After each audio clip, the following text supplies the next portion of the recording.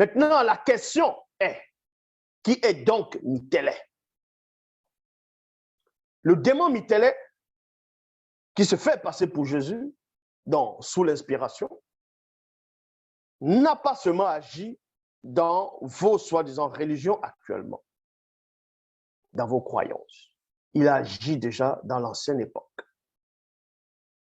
Donc vous dites ici, Mitélet, entre parenthèses, Jésus, est un puissant démon, oiseau, guerrier et religieux hybride de haut rang, en même temps, mi-poisson, mi-agneau. Mi-poisson, mi-agneau. Mitélet, entre parenthèses, Jésus, est un puissant démon séducteur, donc envoûteur, qui agit de nouveau dans la conscience collective des idolâtres. Car dans l'Égypte antique, virgule, le démon Mitélet, entre parenthèses Jésus, était connu sous le nom de Osiré. Osiré. Siré, Yozara, Yosiré, Ozoro, Osaré. Et à cette époque, on dit Osiris.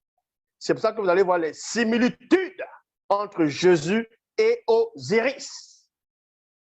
Il y a des posters, les statuettes, la maman qui porte l'enfant. Vous allez voir, vous allez dire, c'est une copie Jésus de l'Égypte antique. Donc, Jésus est la copie d'Osiris. Mais c'est normal, vu que c'est le même démon qui s'est fait passer pour Osiré. Donc, Osiris, donc, qui a inspiré des personnes qui étaient des non-initiés, djinns et donc égyptiens de l'époque, pour amener ce culte-là. Et c'est le même démon qui revient avec, c'est ce qu'on appelle l'esprit familier. C'est ça l'esprit familier. Donc, il revient, il prend les mêmes attributs, mais il change de couleur, il fait changer de couleur, de nom, lieu de naissance et quelques mots. Mais quand on les représente, on voit qu'il y a une similitude. Je répète, même ceux qu'on appelle les kémites, le kémitisme, ils sont en train de dire, bon, il faut sortir des religions des Nicodèmes, les religions des colons.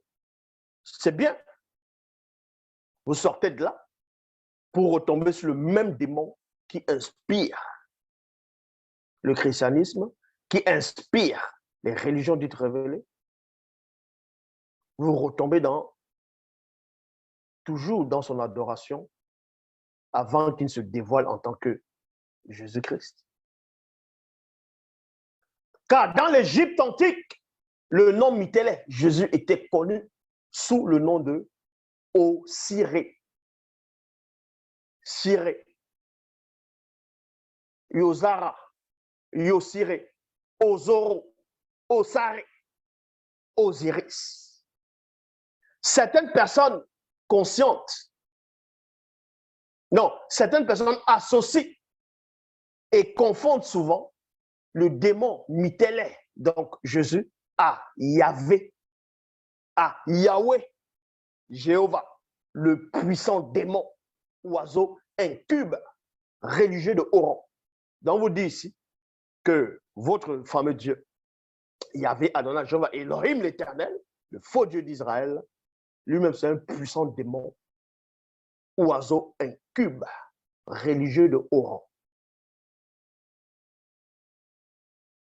D'autres affirment mêmement que le démon Mitélet, donc Jésus, aurait été engendré par Yahvé, Jéhovah, le puissant démon oiseau incube, religieux de haut rang.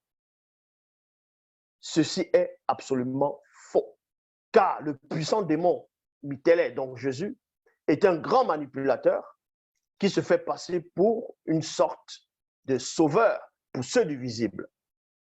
Il ment, se contredit et trompe par des gestes sans que les non-initiés ne s'en perçoivent, même quand ils inspirent la fausse doctrine. Je sais que maintenant, vous pouvez mettre le pouce en dessous Vous pouvez faire des commentaires, repens-toi, vous allez dire Jésus est Dieu, ainsi de suite. Ça, c'est normal que vous allez lui dire. Parce que vous êtes sous l'emprise d'un puissant démon hybride, religieux de haut rang, qui a plusieurs attributs, connu sous le nom de Mythélè. Vous ne pouvez pas sortir de son emprise. Vous ne pouvez pas, à moins que vous reconnaissiez et acceptez celui qui est en face de vous. Parce que même si vous sortez de l'emprise de ce démon, vous allez tomber sur l'emprise de d'autres démons qui vont vous aussi vous faire croire que tout ça là, c'est du n'importe quoi et vous n'allez plus rien croire en tout. Donc, vous tombez encore sur l'emprise de d'autres démons. En gros, c'est un labyrinthe. Vous pensez que vous êtes délivré de là et que maintenant vous êtes neutre. La neutralité n'existe pas. Il y a les démons de la neutralité. Ils vous font croire que vous êtes sorti de toutes ces choses. Vous allez rentrer dans le culte des ancêtres, les démons vous attendent là-bas. Ils sont partout. Excepté là où celui qui est en face de vous vous parle.